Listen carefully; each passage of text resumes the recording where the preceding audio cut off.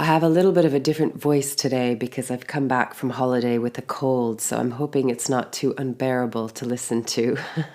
We'll see how it goes. Several years ago, I watched a documentary on this person's experience of doing a darkness retreat. And there are a few different places in the world where you go into like a cabin in the forest and it's completely blacked out. And you're in there for 3, 4, 5 days. And it's meant to just be this incredibly, I would imagine, very confronting, but utterly and completely transformational experience. Because when you're in the darkness and there's nothing but you and your being and your thoughts and your experiences and God knows what else, you can't hide from yourself. So today I was kind of inspired by this because I follow a page on Instagram where they do these retreats, and I was listening to a few of the people's just reflections.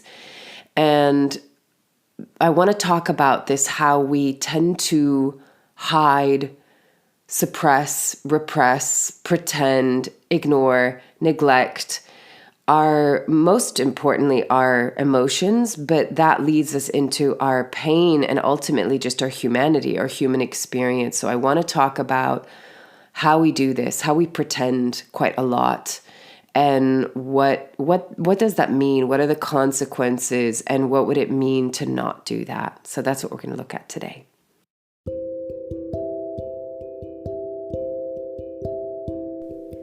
This is Corinne Bloom, and you're listening to Raw Conversations. So I was inspired by these 2 different reflections, and one was of this young man that was talking about how in the darkness, all of his pain and his anger and his rage came up, and what he recognized was that he was never taught how to feel his feelings and to move through his feelings. And he was literally face to the ground just in this anger and letting it all come out, and then realizing there's still so much more. And then there was an older woman who was saying that she really faced pain. And she said, this was so weird for me because I don't normally experience pain in my day-to-day life. I'm guessing that it's emotional pain, because what she said is she's so good at disassociating that it's like it all gets pushed down and it appears like everything is fine and there's no pain. But then when you're in the darkness, she was saying, you have nowhere to go. You have to confront it. You have to face yourself. And so all of these things come up. And I think it's such a beautiful, even just a metaphor, because I imagine, I've never done it myself, but going into the darkness must trigger our deeper instincts. But it's really this beautiful, to me, a metaphor that everything births itself from the darkness and from silence, that out of the darkness comes the light. Out of silence comes this, bouquet of life that can bloom and blossom. So I think there's something really to be said for going into ourselves and into those places where we cannot see, into the darkness. And into the silence, into the places where we don't want to go, we don't want to listen, we don't want to look, and just to really listen. We have gotten so good as a society at pretending. When I love how I don't remember where I read this, but they said, like, in the English language, when people ask you, how are you? They're not really interested to know how you are. It's just a way of saying hello. And that's why so many people say, I'm fine, I'm good, but there's not much honesty behind it, because like I said, we've been living in a society that's gotten really good at pretending. There's so much focus on doing. There's so much focus on achieving. and this pursuit of happiness. And there isn't a lot of allowing for just being, for being in your experience without judgment. And, I think I really learned this in my own experience, and I really believe in walking my talk. In my 20s, I was I am an emotionally heart-centered person. I feel a lot. I'm very sensitive. I'm very empathic. And in my 20s, it was something that I felt I should feel bad about. And sometimes I can even tell, like when I share vulnerably, I get comments every now and again, and it's almost like I feel like people are pitying me or they feel bad for me. And I actually feel, even though there are times where of course, I experience suffering, I know it very well. I've been to very dark places. But I feel very free because I'm not holding that judgment, because I'm not trying to pretend. And I think it's the pretending. Now, let me just put in a side note. When we wallow in our dark emotions, I'll just put it in those terms, I'm not saying that that's healthy either. Being with is not wallowing. Wallowing actually is, interestingly enough, also a way of kind of skirting around our vulnerability, because it can get into the complaining or into the moodiness of it all. But actually, that's very different than being with and listening. What is this telling me? What is the message in this? What am I needing in this moment? How am I hurting? How am I in pain? How am I scared? How am I sad? How do I feel disconnected? There's so many questions to be asked. And there are so many conversations that can come out of those questions. But we tend to never have a deep conversation with ourselves because we're very pain avoidant, and we are in this pursuit of happiness and success. And we're in the belief system and the paradigm in our modern society that you are what you do. And so you have to keep on doing, because if you don't do, then who are you? And are you worthy? Are you good enough if you don't do something that's particularly, impressive?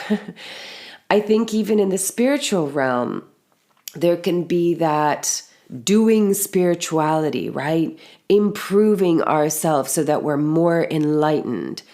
There's always this like goal to get to. There's always something to attain, like that. When I reach that point, when I get there, then something will be, my life will have purpose. My life will have meaning. I will finally be validated and be good enough, even if this is totally unconscious.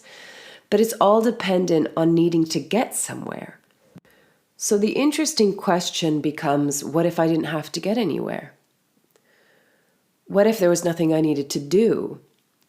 And this is hard. I mean, it's hard even for me, even though I've been looking at this for a long time. And I'm thinking about my current moment where I went away on holiday, which I haven't been on holiday for about 4.5 years. And it was so lovely. I went by myself and it was so rejuvenating. And I wanted to really bring back this fresh energy because the place that I've lived, I've felt very much in a rut, very stagnant, not happy here. I'm really ready to kind of move on and divorce from the place that I live. And I wanted to really bring back this fresh energy and not go back into kind of the stagnancy or being at home in my house for most of the time. And the irony is I come back and I get sick, and what am I doing? I am stuck in my house with all the shutters shut because it's very hot outside. And I'm in that space again. It's like, wow, okay. It's really hard. It's really frustrating, and I'm looking at it of like, okay, the only way to get anywhere in life is through the acceptance of where we currently are right now. We cannot get anywhere. We cannot take a step without the acceptance of where we currently are. It doesn't mean that we don't have the ability to change it, but we have to accept the here and now. And so I could feel myself going into kind of this spiraling of, God, I'm just beginning to hate where I live. I hate this heat. My house, you start to notice all of the things that are going wrong. And just the old story comes up, and not feeling well and being literally trapped inside. But what that does for me, I'm such a free spirit that it's like I feel like I'm a bird in the cage, And I could feel the suffering of resisting that pain, resisting that frustration, wanting to just get to the other side of it, wanting to get to the other side of this bloody cold.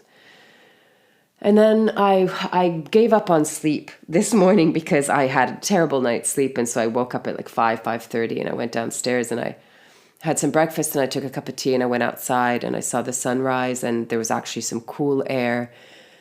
And I just thought, okay, let me look around. And even though I don't want to be here anymore, what can I be grateful for? And that just brings you into the present moment, because it takes you out of the story of the pain of your past, or the concern of your future, or where you want to get to, or why you're not there yet, or, the whole story, the whole narrative, past and future, which tends to be where narrative lies, right? It's not so much in the present moment, because in the present moment, there's just experience and the observation, the witnessing of that experience, whether it's outside or inside of us. And so gratitude had a really great way of just dropping me into the present moment. Now I'm sharing this because the way to stop pretending is by coming back to the present moment, dropping the story of the past, dropping the narrative of the future, and really coming into the present moment. And the challenge of that is that's when you're going to have to be in the metaphoric dark room, dark retreat, facing yourself and feeling what is going on inside of you. Not just being stuck in your head and the loop that goes round and round and round, but actually dropping in to the sensations in your body, to the emotions in your body. And staying for long enough where you can actually be curious enough to listen and not resist the experience, but to be curious about, why is this happening? Not why, like the story of this is happening to me because of this person and that experience, but what I mean by the why is, what am I being called to listen to in this moment? Why is the anger here? Why is the sadness here? Why is the fear here? And you go deeper into it. You go deeper into what's underneath it, because often those emotions are kind of just the messenger. That's often what emotions are. They're the messenger to something that's happening deeper inside of us. And then it's really going to what that part of us needs.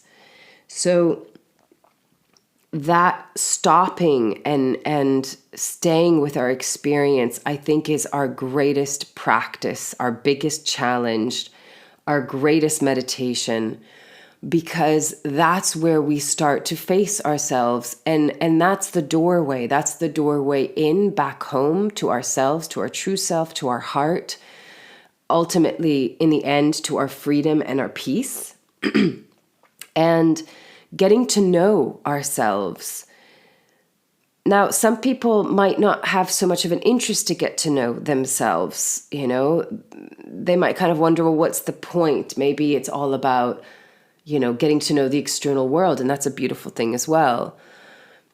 But I find that people that I've either known personally or that I've worked with that are kind of just trying to skim over the surface, right? They don't quite want to drop down a little bit. It's not that I'm saying you have to get to know yourself. But if you do, I have seen and I have experienced myself that you're going to begin to feel a hell of a lot more comfortable in your life, because you're going to be comfortable being you. And the biggest part to that is you're going to be comfortable being you no matter what you're feeling. That it's not just when you're happy, when you're fine, when you're positive, when you're doing well.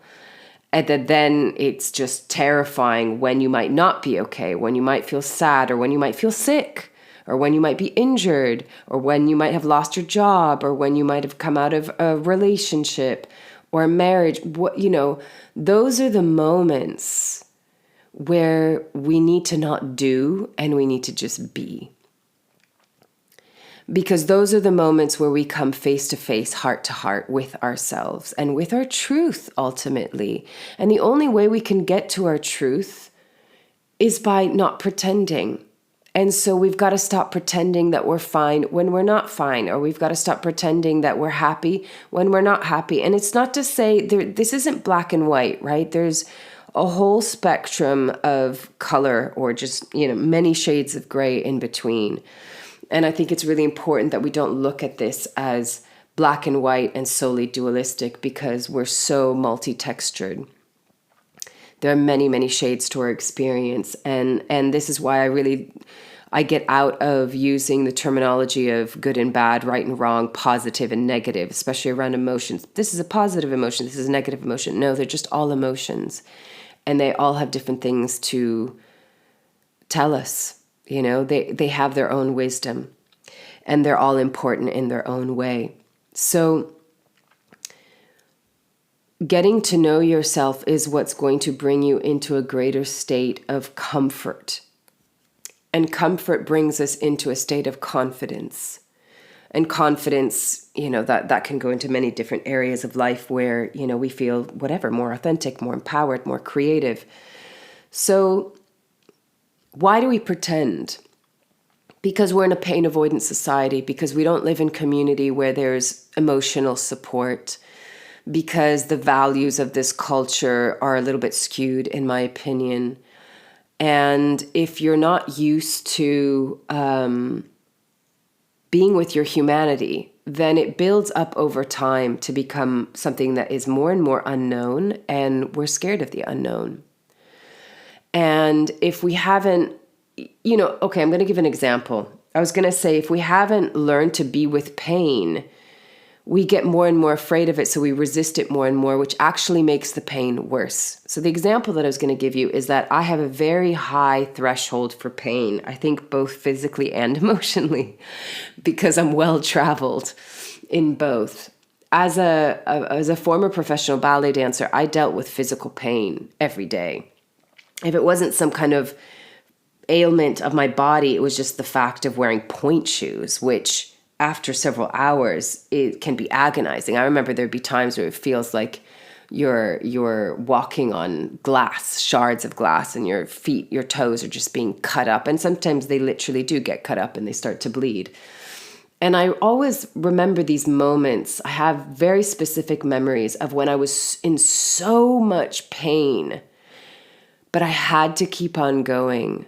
And all I could do was just accept. Here's the acceptance. Accept that it's like, wow, I am in so much physical pain. And can I just relax into it? Like, I accept, I relax, I let go. And you drop into it. And the amazing thing is that's when it would stop hurting. That's when the pain would even turn into, like, I could find either the comfort again or even the pleasure. It sounds very masochistic. I'm not masochistic, but you change your relationship to pain. It's not avoiding the pain, it's being with the pain. And by being with the pain, it transforms. Your perspective, your relationship to it transforms. And I think that's why during labor, giving birth to my daughter, I wouldn't describe it as painful. Because that's not how I was mentally preparing myself for it. Was it intense? Yes. Was it painful? No. Because I didn't associate it as pain. So why am I telling you this? Because if we have this association that our emotions and our human experience is painful and it's scary and it's bad and it's something to avoid, then one, we're going to get great at pretending and neglecting. And that's when we feel disconnected from ourselves. We feel lost. We feel confused. We don't have our intuition. We don't know what we want. We don't know where we're going. We don't know why we're here. We don't know what the meaning is. Like, all of these things come up. But it's also like, denying our whole kind of human experience. And running away from yourself and pretending is really exhausting. It's terribly exhausting to have to pretend to be something that you're not, or to always feel that there is this, not always, but to often feel that there's this kind of like monster in the closet. You know, that's why they say the skeleton's in the closet, you know, clean them out. So if you reframe it though, if you reframe your beliefs that your humanity isn't bad, there's nothing wrong with it, there's nothing wrong with your emotions, they might be uncomfortable, they might be intense, they might scare you, but if you come face to face with them with an open heart, there will be relief. Even if you experience the intensity of it, even if it opens up a well of grief, even if it opens up your rage, through that process of releasing and letting it come up and out in a healthy way, in a healthy, conscious way, you will feel relief. Because imagine, this is kind of a little bit of a not so pleasant analogy, but imagine that you're eating and eating and eating and eating and eating and eating, and you never go to the bathroom, you never poo. Like your stomach is going to start to really hurt, right? Constipation is really painful. So why would it be any different with our emotions? If we're not processing them, if we're not digesting them, if we're not allowing them to move through us so that we feel it and release it, feel it and release it, we're going to be clogged up. We're going to get really bloated with emotion. We're going to get bloated with pain. And the sadness and the grief and the anger and the rage, they build up. There is no away. There is no getting rid of. There is no pushing down and out. It's just down and in. And it stays there until you look at it. And the more you push it down, once you look at it, I think that's the fear for some people, is once they look at it, they're like, whoa, this is going to come out with a vengeance. The volcano is just going to explode. But I find that actually, if you can be guided and held by someone that can really just lovingly hold the space for you to feel safe, I often find that what I notice and recognize and have experienced is that there's just the relief. That you're in the most frightening part right now if you're neglecting and ignoring yourself. Because it's you. You can say, oh, I'm ignoring my pain. I don't want to feel pain. I don't want to feel bad, quote unquote, bad emotions. I don't want to remember those experiences. I don't want to look at my wounding. I don't want to look at my trauma. I'm not saying you have to relive any of that stuff. But every time that you say, I don't want to look at that, what you're saying is, I don't want to look at myself.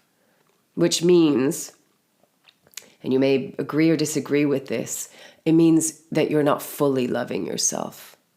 You're saying, I love this, but I don't love that part of myself. And the thing is if you want to come to a place of inner peace, excuse me, and really feeling at home within yourself, you've got to love it all. You've got to love it all. So to stop pretending, you have to start with yourself. Everything starts with us, right? So you've got to stop pretending with yourself and create some kind of a practice where you take time to sit with yourself in some shape or form, whether it's guided, whether it's on your own, whether it's through meditation or breath work or therapy or whatever it is, where you start to go, okay, I'm going to give myself time and attention, and I'm going to listen. I'm going to stay long enough to listen. Even if that's an hour a week with a coach or a therapist, that can be invaluable. Then eventually you get to the point where once you feel comfortable, and it's going to feel uncomfortable perhaps in the beginning because you're going to be, going through the closets and, sifting through stuff and getting, cleaning, tidying it up. It's not to say, I don't mean clean that you're, dirty right now. It's just to say, what is it that you need to look at, acknowledge, and then let go of? We carry a lot of baggage. Once you find a kind of rhythm and a comfort in that, then it will become really important to stop pretending to the people around you.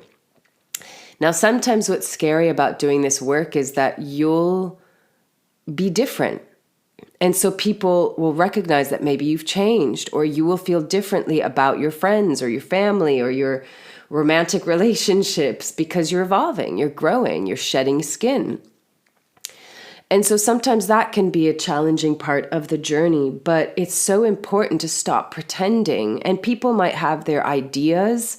Like I said, sometimes when I share on, my social media, I definitely can feel the projection that sometimes people, or, what idea they might have of me. And, I've just gotten to the point where sometimes it bothers me. It's like, oh no, they don't really know who I am. They don't understand me. But it's not, unless I have that person in my life and we speak face to face and they truly know what's going on for me, I can't expect anyone to understand me. And of course we're going to project, because that's part of being human, right? Is we're going to see things through our perspective, through our lens. And that's part of the practice, is to come into as clear and neutral an objective perspective and lens as possible, but it's kind of impossible to be like that in all moments at all times. So, but you have to be willing to do it for you. And people might not understand you, and that's okay. And they might project on you, and that's okay. And they might have an idea of who you are, and that's okay. Let it be their projection, expectation, idea. It's theirs, it's not yours. So I think part of this journey and this process and doing this work is you learn to be such a trusted friend to yourself, like really your life partner, where you are there for and with yourself always. And the more that we can learn how to do that when we're having a hard time, the greater our trust in ourselves becomes, because that's when it counts. Like, think about it if you're in a romantic relationship or with your friends or with your family. What do we often say? I know who my true friends are because they will show up for me when things get rough. It's like when it gets bad, if they're still there, then that is my true friend. Why would it be any different for yourself? Are you there for yourself when things get hard? Or do you run? Do you escape? Do you neglect? Do you ignore? Do you abandon? There's so many ways in which we treat ourselves that if anybody outside of us were to do that to us, we would feel so hurt. So again, look at, how are you treating yourself? Would you want to be treated like that by someone else? Would you treat someone you care about like that? And the answer is probably no. So start to look at the ways of just being honest and humble. How am I pretending? How am I ignoring a little bit? How am I distracting? What am I doing to not feel? What am I doing to not face? Why? What is it that scares me or terrifies me so much? And what would happen if I just stopped trying? You don't even need to do this work by trying.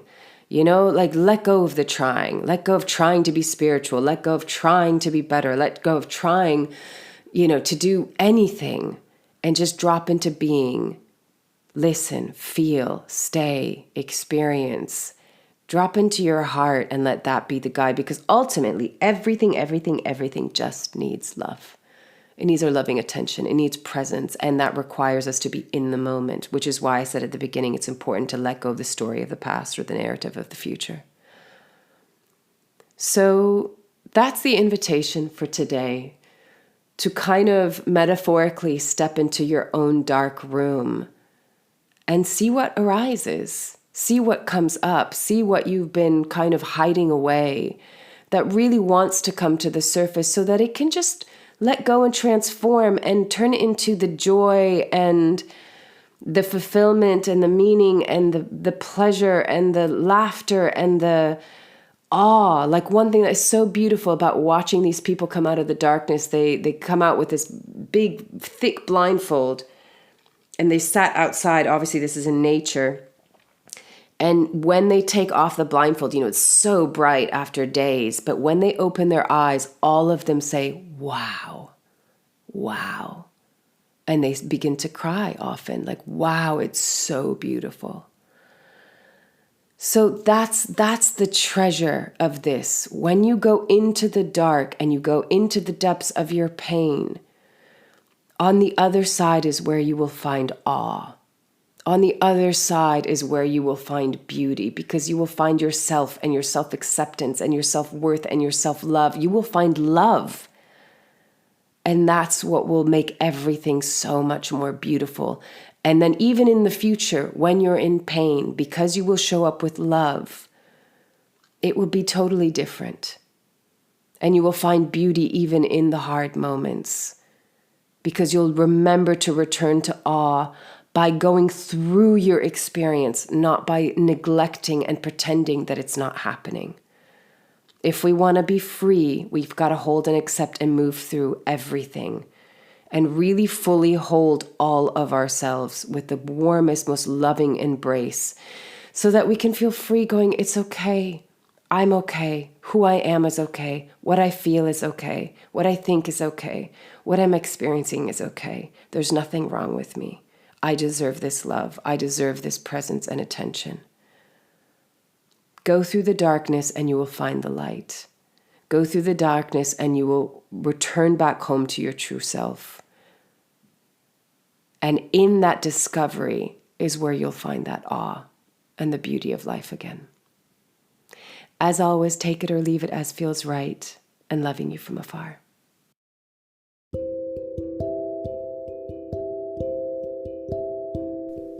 You've been listening to Raw Conversations with Corinne Bloom. Thanks so much for showing up, listening in, and being a part of the conversation with me.